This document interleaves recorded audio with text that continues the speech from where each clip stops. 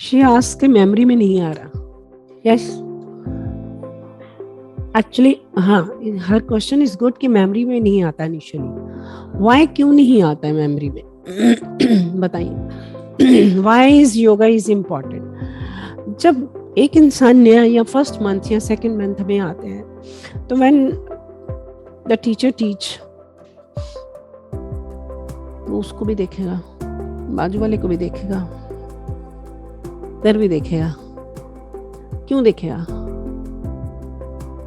क्यों? नहीं, मैं आपको लॉजिक बता रही हूँ. I am not complaining, I am talking to the whole, सभी की बात करती हूँ.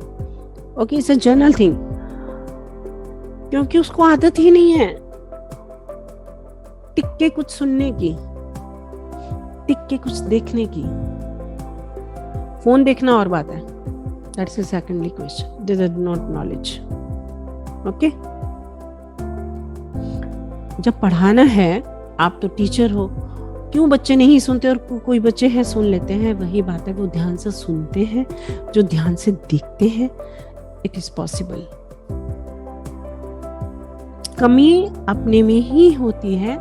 तो we are not trained for this. Why the yoga is important? Yoga इसीलिए इम्पॉर्टेंट, आपस धीरे धीरे आपका फोकस, मैम की डांट खाओ, कुछ भी करो, आपकी आंखें एक दिन सद जाएंगी.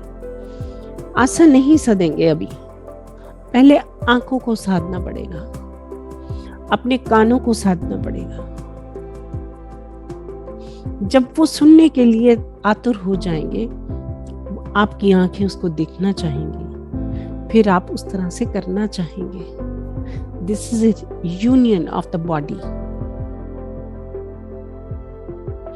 बॉडी का मतलब ये नहीं है आंखें आपकी बॉडी का पार्ट है, ईयर आपकी बॉडी का पार्ट है. जब तक ये ट्रेन नहीं होंगे, आप मिस्टेक ही करोगे. मैं कहूँ क्यों हमें वॉच एंड डू पढ़ाना बहुत मुश्किल लगता है, जबकि एडवांस पढ़ाना आसान लगता है. Got it? ट्रेंड करना, ट्रेंड करके जब हम पढ़ाते हैं ना, तो हमें कुछ और मजा आता है. ट्रेंड करना बहुत मुश्किल लगता है, क्योंकि एक बात को हमें 10 बार बोलना पड़ता है. पैर सीधा कीजिए, पैर सीधा कीजिए, लुक एट योर फीट. क्योंकि मालूम है हमें भी पेशेंस रखनी पड़ती है बोलने के लिए बार बार एक वर्ड को, क्योंकि वो देख नहीं पाता है. वो देख के भी नहीं देखेगा, उसको टेढ़ा भी सीधा लगता है, क्योंकि उसका फोकस ही नहीं है देखने का.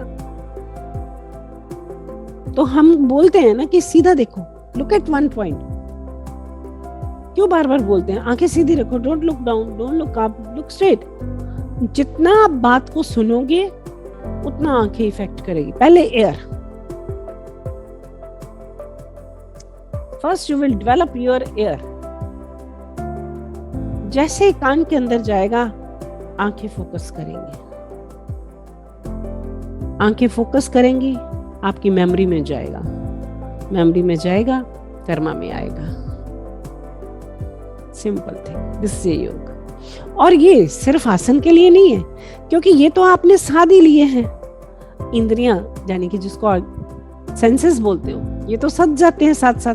वो सदे हुए आपके सिर्फ आसन के बनाने के काम नहीं आते हैं. होल वर्ड जो आपका काम है, everything, every life, you are a master. You are better performance. Why? आज की जो जनरेशन है, बच्चों को बहुत सारे वो तरह तरह के डांस में डालेंगे, पूल में डालेंगे, दे फन. बट किसी पेरेंट्स ने ये नहीं सोचता कि उसकी सेंसेस अगर बेटर होंगे तो वो जो भी करेगा, चाहे वो स्विमर बने, चाहे वो बास्केटबॉल करे. मैं आसनों और योग की नहीं बात करी, लेकिन योग से वो इतने सद जाएंगे, इतनी बुद्धि शार्प हो जाएगी, उसका विजन बदल जाएगा, उसके डिसीजन का विजन बदल जाएगा.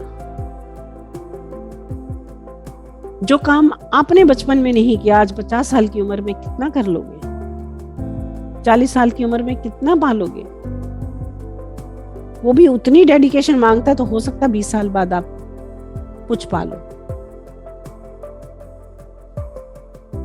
समझे? तो क्यों ना आज ही हम अपने बच्चों को उस लायक बना दें कि वो अपने डिसीजन और उसमें हर एक फील्ड में जो भी वो करना चाहें आगे जाके उसमें मास्टर बने। और मास्टर बनने का एक ही तरीका है, आपके सेंसेस डेवलप करने हैं। बच्चे को डांटते हो ना, सुनता क्यों नहीं है, देखता क्यों नहीं है? 2 ही तो वर्ड बोलते हो, तुम्हें याद नहीं रहता क्या कुछ? आपके डांटने में 3 ही वर्ड होते हैं, तीनों सद जाए तो बच्चा कहोगे कमाल का है। तो क्यों ना कमाल के बनाए जाए बच्चों को। ठीक, यह है योग।